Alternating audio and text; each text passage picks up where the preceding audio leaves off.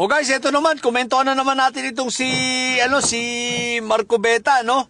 Sa mga umaasa diyan, sa mga umaasa na matutuloy ang debate, wag na po kayong umasa, wag na tayong umasa, no? Bagamat may mga na-interview na ang IBP asang-asa na. Inaasikaso na ng IBP na sila mag-host, kukuha sila ng moderator, at kakausapin nila ito si Marcobeta. Pero si Marcobeta, naku po Rudy, hindi papayag yan. Bakit? Nakita naman natin yung huling interview niya. Ay, sorry, nahulog. Yung huling interview niya sa ABS-CBN, sa DZMM, no? Wala! Kumbaga, ang dami na naman niyang palusot, no? Ayaw na lang niyang tanggapin. Kung tatanggapin, ang dami pa niyang palusot, ang daming demand. Obviously, pag ganito na ang tao na didebate, ibig sabihin ayaw nito, no? Yung nagpapalusot na, ang dami ng katwiran, na ang dami ng mga demands. Hindi nila magsabi na ayaw at talo siya, no? Tapos bibintang pa, kesyo ginagawan lang daw siya ng istorya, pati si Ping Lacson, ididemanda na nito. Alam mo ito si Marcobeta, sex bomb talaga to no? Laban-laban, bawi-bawi. Chinator sex bomb, Marcotae. What the heck? Laban-laban, bawi-bawi. Tapos, si Boy Demanda, ang dami ng pangalan na ito. Si Boy Demanda rin, no? Ididemanda naman niya, si Ping Lacson daw, dahil daw sa pag-splice. What the heck? Ang bobo lang. Tapos, ayan, Marcoleta says, no need to sue Carpio for treason. I pronounce you guilty. What the heck? I pronounce you guilty. Unang-una, talagang hindi ka makakapagsampa ng treason kay Carpio dahil hindi naman ngayon panahon ng gera at hindi mo pwedeng isampa ang treason, kaya wag kang bobo. Para kang yung walang pinagkaiba sa yung isang fan mo na na yung ang pangalan ay Master, bobo rin. Isipin mo si Trillanes raw kinasuhan ng treason, pareho na kayong bobo. Ikaw tsaka yung fan mo na yon. Dalawa kayong bobo. Isipin mo si Trillanes raw ang kaso raw ay treason. Eto, I pronounce you guilty. Kasino ka ba? Lower rank lawyer ka lang. Wala ka namang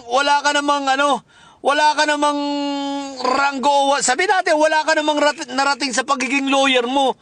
Ano ba? Sige nga, magsabi ka nga. Meron ka bang mga nilaban ng mga kaso na masasabi mo mga landmark cases? Ito, sila Carpio, yung sinasabihan mo naging Supreme Court Justice na yan. Ikaw nga ni RTC, hindi ka nga maging fiscal kasi nga bobo ka. Di ba? Tapos, I pronounce you guilty. What the heck? So yun guys, sa lahat ng umaasa na magkakadebate, I doubt matutuloy yan sapagkat itong si Marcobeta, tulad ng sinasabi ko, hanggang bunganga lang ito. Mayabang lang ito sa bunganga. Kung anong pangit ng mukha nito, siyang pangit din ang bunganga nitong hinayupak na ito. Tsaka makikita mo sa mukha ang takot no? Yung tapang-tapangan lang, akala mo napakabuli pero takot naman pala. Yan, si Marcobeta, ganyan-ganyan yan. Si Marcotae pala, no? Taing-tayan dati. Ayaw na lang sabihin takot siya, ayaw na lang sabihin duwag siya, no? Ang dami pang eme ang putik niyan. Debate, kung magde-debate. Ang dami mong demand, tama naman ang sinasabi ng IBP. Talaga naman, at sinasabi niya, Carpio, magde-debate lang come what may? Kung ano lang ang darating, kung ano lang ang maisip, wala kayong topic? What the heck? Yung topic ninyo, yung mga pinagsasabi mo. Ito pa nakakatawa sa interview niya, no? Aba, wala daw siyang mga sinasabing ganun. Sabi ko sa inyo, laban-laban, bawi-bawi ito Matapos niya sabihin, itatanggi, hindi daw niya sinabi. Ano ka? Si Fentaboy? Ano ka? Si Inday Sayan? Ano ka? Joke? Para ka si Fentaboy, pagkatapos sabihin, biglang itatanggi. What the heck? Manang-mana ka talaga. Itong kabubuan nito ni Marcobeta, no? Tama nga, lower ang lawyer talaga ang putik na yan. Itinatanggi, wala daw siyang sinasabing ganon. Hindi daw niya sinabi yun sa West Philippines ay hindi sa atin. Nakalimutan.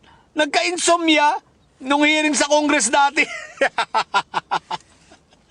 Ang bobo lang ang putik na ito. Yung mga umiidolo rito kay Marcobeta, kapwa niya bobo no? Kaya nagugulat ka ako, may mga nagsasabing loyalista sila pero iniidolo nila. Itong si Marcobeta, nyo. Kabubuhan ninyo. Tapos dinebate, ayun, sunog! Di ba, itong master na ito, sa akin ka dumebate. Tapos sasabihin mo pa, isipin mo pati babae. babae, si Claude, yung babae ang kadibate guys ha, minumura-mura siya, sabihan ng bubutik. Ibang klase talaga ibang klase talaga. Anyway, basta mga fans nitong si Marco Beta, pare-parehas yan. Pare-parehas mga bobo yan. May mga sayad. Yun lang. Sa mga bobo didilis at may sayad ha, ang tatay nyo ay karton. Manatili kayo mga bobo at may sayad sapagkat ang may sayad ay laging high blood.